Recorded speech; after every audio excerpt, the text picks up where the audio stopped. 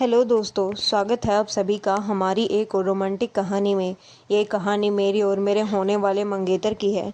रोहित जी, क्या हम सही कर रहे हैं? अभी हमारी शादी नहीं हुई है, सिर्फ एंगेजमेंट हुई है और आज हमें ऐसे ही इस हालत में है। क्या ये हमारे रिलेशन के लिए ठीक है? कुसुम ने रोहित के बढ़ते इरादों को रोक दिया और संकोच करते हुए उससे देखने लगती है। कुसुम के रोकने से रोहित थोड़ा सा गुस्साते हुए बोला, कुसुम कम ऑन यार, ग्रो अप। यहाँ लोग बिना एंगेजमेंट के ही सब कुछ कर लेते हैं। वैसे भी हम तो जल्दी ही शादी करने जा रहे हैं और फिर ये ड्रामे क्यों? देखो भी प्रैक्टिकल। और वैसे भी क्या फ़र्क पड़ता है, हम तो फ्यूचर में हस्बैंड एंड वाइफ होने वाले हैं। कुसुम ने अब नज़रें झुकाई और बोली, हाँ पर कुछ नहीं, देखो बाहर मौसम कितना सुहाना है। इस रोमांटिक पल को एंजॉय करो। रोहित ने कमरे की खिड़की से बाहर इशारा किया तो कुसुम की नज़र खिड़की पर गई। बाहर हो रही बारिश और तेज हवाओं के झोंकों को महसूस करने लगी।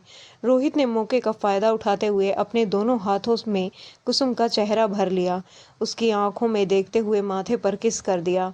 एक स्त्री को जीतने के लिए सबसे पहले उसका भरोसा जीतना अनिवार्य होता है। कुसुम भी यहाँ अपना भरोसा हार चुकी थी और ये काम रोहित को बखूबी आता है। उसने कुसुम के साथ ये पड़ाव पार कर लिया था। कुसुम रोहित के सामने खुद को समर्पित कर चुकी थी। 20 साल की कुसुम सेकंड ईयर की स्टूडेंट थी। वो नवविवाहित, खूबसूरत और बेहद ही इनोसेंट लड़की थी। देखने में दुबली पतली इंद्र की किसी अप्सरा के समान कुसुम पहली ही नज़र में किसी भी मर्द को भा जाने वाली लड़की थी। बचपन से ही कुसुम एक पारिवारिक और परिवार की जिम्मेदारियों को सर्वोपरि मानती थी। उसके घर में सबसे बड़े भाई और भाभी के अलावा कोई नहीं था। उसकी ज़िंदगी अपने भाइयों और भाभीयों के इर्द गिर्द ही घूमती थी। वही रोहित एक रसूखदार अमीर परिवार का बिगड़ोल बेटा था। वो शहर के बड़े बड़े कॉलेज में पढ़ाई करता था। उसके पापा पॉलिटिक्स में सक्रिय भूमिका में निभाते थे, जिसका फ़ायदा वो पल पल उठाता रहा है। उसके एंगेजमेंट से पहले उसके कई शहरी लड़कियों के साथ रिलेशन के चर्चे आमतौर पर होते रहते हैं। उनका मानना था लड़की केवल मनोरंजन का साधन मात्र होती है। कुसुम की शादी उसके एक दूर के रिश्तेदार ने अपनी पहुंच का इस्तेमाल करके किसी तरह से रोहित के साथ फिक्स करा दी थी। उनकी एंगेजमेंट को अभी महीना भी नहीं हुआ था। रोहित ने कुसुम के साथ जान पहचान बढ़ाने के लिए उसे पहली बार अकेले में मुलाकात करने के लिए बुलाया था, जिसके लिए उसने कुसुम की भाभी से स्पेशल परमिशन ली थी। उस मुलाकात के बाद कुसुम और रोहित आपस में घुल मिल गए थे। धीरे धीरे महीना कब गुजर गया पता ही नहीं चला। एक दिन अचानक कुसुम को पता चला कि उसके शरीर में कुछ हार्मोन्स बदलाव हो रहे हैं। उसने अपने मन को बहुत दुखी होकर अंजलि को बताया। अंजलि, हम पेट से हैं क्या? ये क्या कह रही हो कुसुम? अभी लास्ट मंथ ही तुम्हारी मंगनी हुई है और अब पेट से? अंजलि ने कुसुम को हैरानी से पूछा। कुसुम अपने कमरे की खिड़की पास आंखों में आंसू और हाथ में प्रेगनेंसी टेस्टिंग किट लिए खड़ी थी, जिसमें गहरे लाल रंग की 2 लकीरें कुसुम के प्रेग्नेंट की साफ साफ गवाही दे रही थी। अंजलि कुसुम की बेस्ट फ्रेंड थी। कुसुम और अंजलि के बीच कुछ भी छुपा नहीं रहता था। तुम ऐसे स्टैचू क्यों बनी हुई हो? अरे तो क्या हो गया अगर प्रेग्नेंट हो? मुझे तो बस खुशी हो रही है, मैं जल्दी ही मौसी बनने वाली हूँ। अंजलि ने कुसुम को खुश करने के लिए मजाक किया। कुसुम ने अपने आंसू साफ किए और उसे घूरते हुए कहा, तुम्हें मजाक सूझ रहा है? हमारे कुछ समझ नहीं आ रहा है कि क्या करे क्या नहीं। अंजलि फिर से मुस्कुराने लगी, और मज़े तुमने लिए हैं तो सज़ा भी तुम्हें ही मिलेगी, मुझे तो नहीं। अंजलि प्लीज़, हम मजाक नहीं कर रहे, कुसुम ने चिल्लाते हुए कहा। ओके सॉरी बाबा, मैं तो मजाक कर रही थी। अच्छा एक बात बताओ, तुमने रोहित को नहीं बताया इसके बारे में? सुबह से कॉल कर रहे हैं, वो फ़ोन ही नहीं उठा रहे हैं। मैसेज भी किया है। कुसुम ने फिर से फ़ोन अपने हाथ में लिया और मैसेज करने लगी। अच्छा सुनो, तुम जल्दी से रेडी हो जाओ, आज क्लास करनी है, इसके बारे में हम रास्ते में बात करेंगे।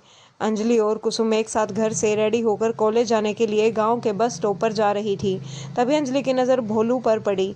अचानक से उसके कदम रुक गए। भोलू, जो कि गांव का छटा हुआ मवाली टाइप का गुंडा था, उसका काम सुबह से शाम तक लोगों को परेशान करना और लड़कियों को छेड़ने का था। इस काम में उसका साथ उसके गैंग के मेंबर्स देते थे। क्या हुआ, तुम रुक क्यों गई? कुसुम ने अंजलि को हैरानी से पूछा। वो देखो, तुम्हारा पुराना आशिक भोलू। तुम्हारा बेसब्री से इंतज़ार कर रहा है। अंजलि की आंखों में भोलू का खौफ साफ साफ नजर आ रहा था। कुसुम ने अपने सामने हंसते हुए मुस्कुराते भोलू को देखा तो उसका गुस्सा सातवें आसमान पर पहुंच गया। बहुत बर्दाश्त कर लिया। इस मवाली को आज इसकी औकात इसे याद दिला के ही रहेंगे। आज के बाद या तो ये नहीं रहेगा या फिर हम नहीं। कुसुम जल्दी से उसकी ओर लपकी। तभी अंजलि ने उसे दौड़ कर पकड़ लिया। पागल हो गई हो क्या कुसुम?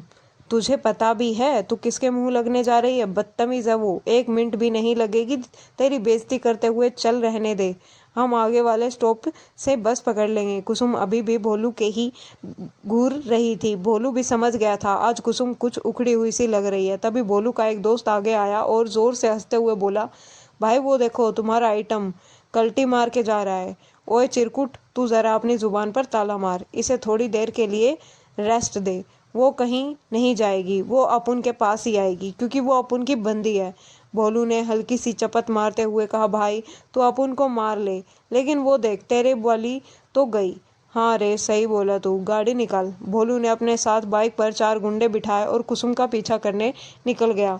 अंजलि और कुसुम कुछ ही दूर निकले ही थे कि भोलू की बाइक उनके आगे आकर रुकती है। कुसुम के कदम अचानक से रुक गए। कुसुम, तुम वापस क्यों जा रही हो? आज तुम्हारी क्लास नहीं है?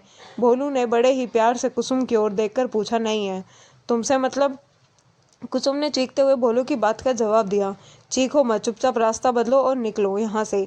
अंजलि ने कुसुम का हाथ पकड़ के धीरे से फुसफुसाते हुए खींचा। अब वे दोनों रास्ता बदल के वहां से जाने लगी, लेकिन भोलू जैसा ढीठ इंसान इतनी जल्दी समझने वाला नहीं था। उसने फिर से अपनी बाइक घुमा के कुसुम के आगे खड़ी कर दी। देखो भोलू, मैं तुम्हें लास्ट बार कह रही हूँ, अगर मेरा पीछा करना छोड़ दो, वरना। कुसुम ने भोलू को उंगली दिखाकर कहा। एक मवाली हंसते हुए भोलू से बोला, भाई ये तो उंगली दिखा रही है, तुम कहो तो इसकी ये उंगली काट दूं? भोलू ने उस मवाली को 4-5 थप्पड़ रसीद करके कहा। सोचना भी मत, कुसुम को जो करना है कर सकती है, आखिर हमारी मोहब्बत है। वो कुसुम भोलू को घृणित नज़रों से देख रही थी। कोई बात नहीं कुसुम, हम तुम्हारी ये गलती भी माफ़ कर रहे हैं, वरना तुम हमारा रुद्र रूप तो जानती ही हो। क्या करें लोगो? हाँ बोलो, क्या कर लोगे? मैं चिल्ला चिल्ला के पूरे गांव को बता दूंगी कि तुम मेरा पीछा करते हो और मुझे परेशान करते हो। पुलिस में भी बताऊंगी। कुसुम का गुस्सा आज फट पड़ा था। कुसुम उसे खरी खोटी सुना रही थी और भोलू मुस्कुराए जा रहा था। तभी अंजलि उसे पकड़ के खींच ली जाती है। मवाली आखिर समझता क्या है अपने आप को? ठीक है जाओ, आज तुम्हें लेट हो रहा होगा, कल मिलते हैं। भोलू ने मुस्कुराते हुए हाथ हिला के बाय कहा। तभी अंजलि ने उसे शांत कराते हुए कहा, चल शांत हो जा, कम से कम आज के लिए तो जान बची। वे दोनों कुछ कदम ही आगे चली थी कि कुसुम का फ़ोन रिंग करने लगा। कुसुम ने देखा तो यह कॉल रोहित कर रहा था।